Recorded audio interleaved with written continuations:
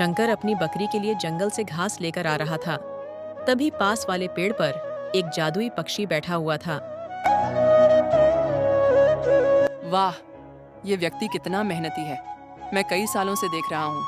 ये हर सुबह आता है और अपनी बकरी के लिए ताज़ी घास काट कर ले जाता है। लेकिन एक बकरी भला कितना दूध देती होगी? इतने दूध से तो बस इनके घर की चाय ही बनती होगी। ये बेचते क्या होंगे? मैं एक जादुई पक्षी हूँ। क्यों ना मैं गाय बनकर इनके घर चली जाऊं? मेरे दूध से ये आराम से अपनी जिंदगी जी पाएंगे। हाँ, ये ठीक रहेगा। वैसे भी ये व्यक्ति बहुत दयालु लगता है। इतना कहकर पक्षी पेड़ से नीचे उतरा और एक सुनहरी रोशनी के साथ एक सुंदर गाय में बदल गया। गाय सुमित्रा के पास आई। हे दयालु व्यक्ति, मेरे इस जंगल में कोई नहीं है। मैं अकेली रहती हूँ। क्या तुम मुझे अपने घर ले चलोगी? मैं उसके बदले तुम्हें बहुत सारा दूध दूंगी। ये कैसे हो सकता है? मैं सपना तो नहीं देख रहा। ये गाय बोल कैसे रही है? मैंने कभी गाय को इंसानों की तरह बोलते नहीं सुना। दरअसल मैं एक जादुई गाय हूँ, इसलिए इंसानों की तरह बोल सकती हूँ। तुम मुझे अपने घर ले चलो। सुबह शाम बस हरी घास खिला देना। मैं बदले में तुम्हें इतना दूध दूंगी कि तुम्हारा गुजारा आसानी से हो जाएगा। तुम्हारा भला एक बकरी से क्या हो पाता होगा? जादुई गाय? अगर अगर ऐसा हो जाए तो हमारी सारी परेशानियां खत्म हो जाएंगी। ठीक है, तुम मेरे साथ चलो। शंकर गाय को लेकर घर आया। ए जी, आप तो बकरी के लिए घास लेने गए थे, फिर ये गाय कहाँ से ले आए? मैं इसे पकड़कर नहीं लाया हूं राधा। ये तो खुद मेरे पास आई है। कहती है इस जंगल में मेरा कोई नहीं है। आप मुझे बस थोड़ी घास खिला देना मुझे, और बदले में यह हमें बहुत सारा दूध देगी। सच? ये तो तुमने बहुत अच्छा किया। उस दिन के बाद दोनों रोज रोज गाय के लिए जंगल से घास लाने लगे। दिन गुजरते गए। शंकर रोज जमींदार को दूध देने जाने लगा। लेकिन पड़ोसी भोलाराम को यह बात अजीब लगने लगी। अरे, इसके पास तो सिर्फ बस एक बकरी थी, फिर रोज बाल्टी भर दूध कैसे बेच देता है? इसमें जरूर कोई रहस्य है, मुझे पता लगाना होगा। भोलाराम ये बात घर जाकर अपनी पत्नी को बताता है। भाग्यवान, ओ भाग्यवान, तुम जानती हो शंकर के पास सिर्फ एक बकरी है, फिर वो रोज एक एक बाल्टी दूध बेचता है। कुछ तो गड़बड़ है। वह इतना दूध कहाँ से लाता है? अगर ऐसी बात है तो जाइए और पता लगाइए। मैं ऐसा होता नहीं देख सकती। ऐसे तो वो हमसे पहले अमीर बन जाएंगे। ठीक है भाग्यवान, मैं जा रहा हूँ। आज सब पता लगा के ही आऊंगा कि आखिर शंकर को ऐसा क्या मिल गया है। भोलाराम चोरी चोरी शंकर के घर जा पहुंचा और वहीं पास की खिड़की से छिपकर सब देखने लगा। ओ मेरी प्यारी सुंदरी, अगर तुम्हें और घास चाहिए तो बता देना, मैं अभी लेकर आ जाऊंगा। ठीक है? नहीं शंकर, आज तुमने मुझे बहुत खिला दिया है, अब और नहीं खा सकती। भोलाराम सुंदरी को बोलते देख दंग रह गया। अरे, ये गाय बोल रही है, ये कैसे हो सकता है? सुंदरी और शंकर की बातें सुनकर भोलाराम और भी हैरान हो गया। अब उसके मन में लालच और बढ़ गया और उसने एक भयानक योजना बनाई। अच्छा, तो ये जादुई गाय है, इसी से शंकर को इतना दूध मिलता है। कल जब शंकर इसे जंगल ले जाएगा, मैं इसे वहीं मार डालूंगा। फिर देखता हूँ शंकर दूध कहाँ से लाता है। अगले दिन सुबह। शंकर, मेरी बात ध्यान से सुनो। अगर मुझे कभी कुछ हो जाए या कोई मुझे मार दे तो चिंता मत करना। जिस पेड़ के नीचे तुमने मुझे पाया था, उस पेड़ की पत्तियां मेरे सिर पर रख देना। मैं दोबारा जीवित हो जाऊंगी। सुंदरी, कैसी बातें कर रही हो? मेरी किसी से दुश्मनी नहीं, और कौन तुम्हें मारेगा? शंकर सुंदरी को लेकर जंगल पहुंचा। सुंदरी घास खाने लगी। हाँ, जब तक सुंदरी घास खा रही है तब तक मैं भी उस पेड़ के नीचे थोड़ा आराम कर लेता हूँ। शंकर पेड़ के नीचे आराम कर रहा था। तभी उस समय भोलाराम झाड़ियों में छिपा हुआ था और फिर मौका देखकर सुंदरी के पास गया। कुछ देर बाद सुंदरी की जोर जोर से चीख सुनाई देने लगी। अरे, सुंदरी को क्या हुआ? ये अचानक क्यों चिल्लाने लगी?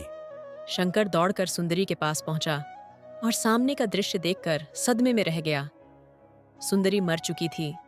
हे भगवान, ये कैसे हो गया? मेरी सुंदरी, तुम हमें छोड़कर कैसे चली गई? रवि रोता हुआ घर पहुंचा। अजी, क्या हुआ?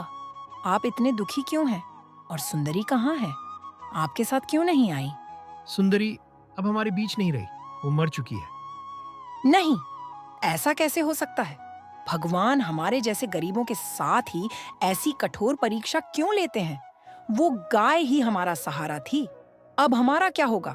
तभी शंकर को सुंदरी की बात याद आई। भाग्यवान, चिंता मत करो, सुंदरी दोबारा जीवित हो सकती है।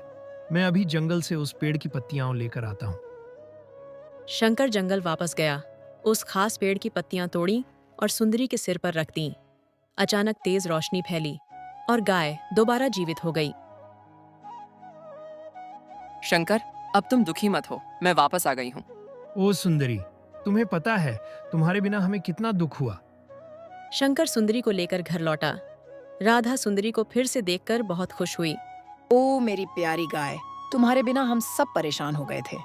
अब चिंता मत करो मालकिन, मैं ठीक हूँ और आज से तुम मुझे प्यार से धबली कहकर बुलाना। पर घर में खाने को कुछ नहीं है, पैसे भी नहीं बचे। शंकर, तुम भीतर से बाल्टी लेकर आओ, मैं अभी फिर से दूध दे दूंगी। रवि बाल्टी लाया। धबली ने एक जादुई रोशनी के साथ बाल्टी को दूध से भर दिया। अरे वाह धबली, तुम्हारा दूध कितना गाढ़ा है। मेरे लिए चिंता मत करो, अगर घास नहीं है तो हमारे पास केला का पेड़ है, मैं वहीं खा लूंगी। उधर जगराज यह सब देखकर दंग रह गया। उसे समझ नहीं आया कि हत्या के बाद भी गाय जीवित कैसे हो गई। रवि जमींदार के लिए दूध लेकर निकल पड़ा। रवि जमींदार के घर पहुंचा और दूध दिया।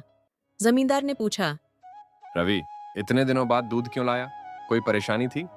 नहीं जमींदार जी, बस कुछ दिन गाय बीमार थी, अब सब ठीक है। दिन गुजरते गए। शंकर अब गरीबों की मदद करने लगा और भोलाराम की जलन और बढ़ गई। नहीं, ऐसे कैसे शंकर अमीर बन सकता है? उसकी गाय को मैं फिर से मार डालूंगा।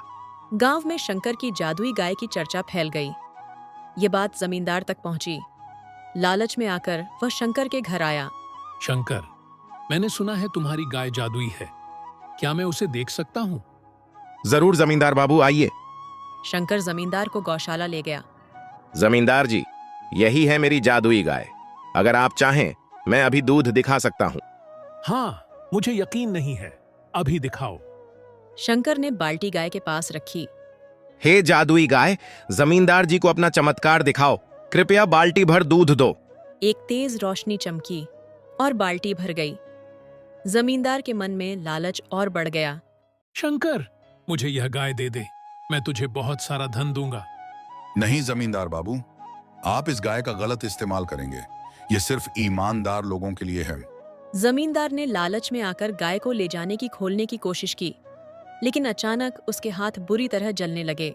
शंकर, चिंता मत करो, ये दुष्ट जमींदार बहुत दिनों से लोगों को परेशान कर रहा था, आज इसे सजा मिलने ही वाली है। शंकर, मुझे बचाओ, मैंने गलती की, मैं अब ऐसा कभी नहीं करूंगा। तो जाओ, जिन लोगों की जमीनें छीनी हैं, उनकी जमीनें वापस करो और सबसे माफी मांगो। जमींदार को अपनी गलती का एहसास हुआ। वह सबकी जमीन वापस करने निकल पड़ा।